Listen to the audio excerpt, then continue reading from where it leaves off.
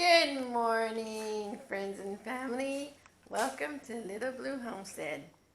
I'm Elena Martinez, and today I am going to share with you a lot of things that I've been doing during the week that is carried on until today.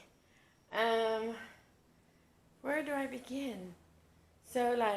We've been harvesting a lot of stuff. We've been harvesting cucumbers, tomatoes, green beans, lots of stuff. I had harvested garlic and onions a while back, and I'm still processing them. So, storing them, finding ways and methods that I can store them for the future, so I don't want to waste my food that I grew. So, I'm going to show you guys a few things that I've done. Okay, so so this is what I want to show you. First of all, I have the green beans. So I harvest a lot of green beans, and we are canning our green beans. We seem to like green beans a lot. It's just one of our staples, and it is a vegetable. So when you don't like to eat vegetables, well, this is our vegetable. It seems to can well, and it stores well. Okay, so I have been doing that. We've also been canning our potatoes, and let me show you. I have recently started canning in these little personal sized jars, so I don't have to cook so much, instead of having them in the huge jars. So we've been doing that. I have been pickles with our cucumbers. Recently, I have been watching some YouTube channels that I love, like the Fit Farmer, Roots and Refuge, but this week I had a great tip from the Fit Farmer, and that was to juice the cucumbers and freeze the juice and in like ice cube trays. And I wanted to show you that. So hold on, and I'm going to show you what I've done. Okay. So, I don't know if you can see me, but so here's what I've been doing.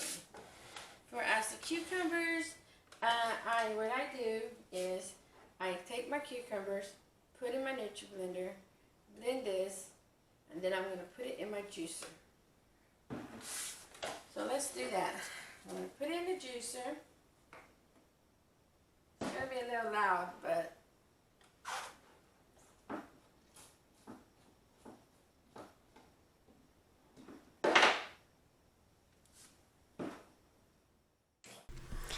hello everybody, this is Tasha. I'm coming in with the audio real quick.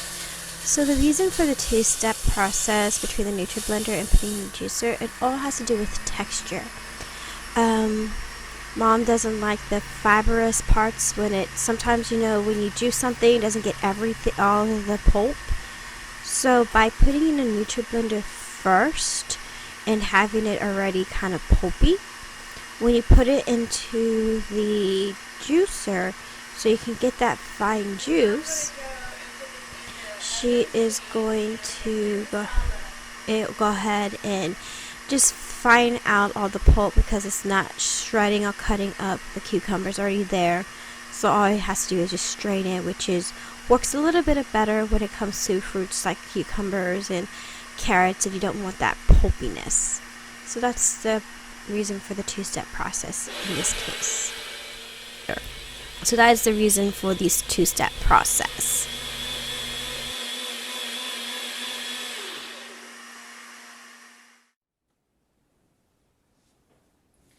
okay, let's try this again. And fly. The fly came in when we let the dogs in. Okay, so I'm pouring this cucumber juice in these cubes. Yeah, it's a little better. I'm getting the hang of it.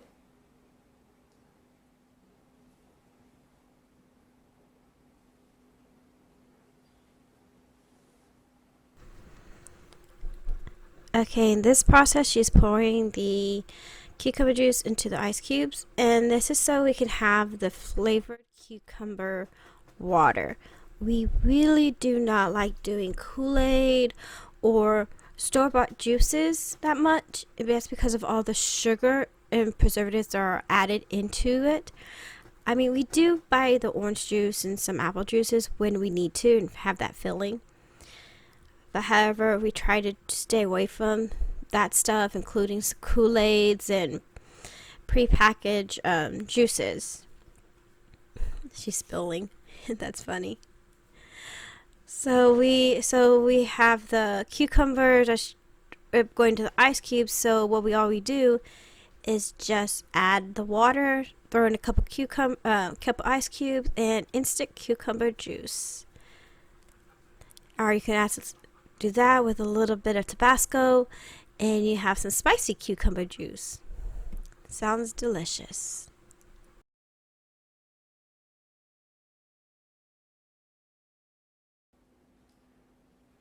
It's gonna freeze anyway. It won't matter.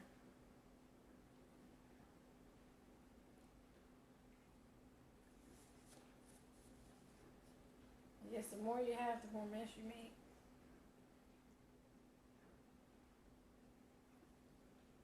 Okay. So on here. Won't pour as much. Oh, my arms hurt from picking blueberries. Oh my god. Okay, here we go. So there you have it. Cucumber ice cubes for storing in your freezer for later, so you can have you some cucumber water. Like I said, if you want it sweet, you can add sugar or whatever you want with it. But for me, I'm looking at a healthy alternative and having cucumber water. And so that's one of the projects I'm about to finish. So we're gonna put these in the freezer and have cucumbers. Once I get these frozen, the next step would be to take the ice cubes off, pop them in, pop them out, and put them in a Ziploc bag. That's Joseph's phone. Everything happens here. There's nothing, dog. It's the phone. So anyway, guys. So yeah, and I'm also still working on garlic. Tons of garlic. I still have to peel those. And as I was peeling them, I come across a few of the cloves that were already going bad. So, guys, garlic does not hold forever. So once you harvest them, you can have them out for a couple of months, but you always got to be aware that they don't hold forever. So if you want to preserve your harvest, you have to come up with alternative ways to preserve it. And we found two. We can, first of all, you would have to dehydrate your garlic.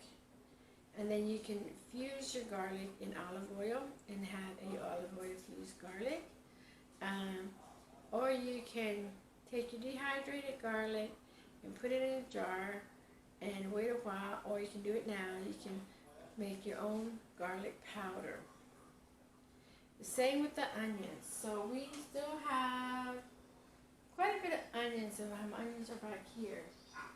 So I wanted to keep some for fresh cooking, and I wanted to have some, onions don't hold forever too. So garlic and onions don't hold for a long time.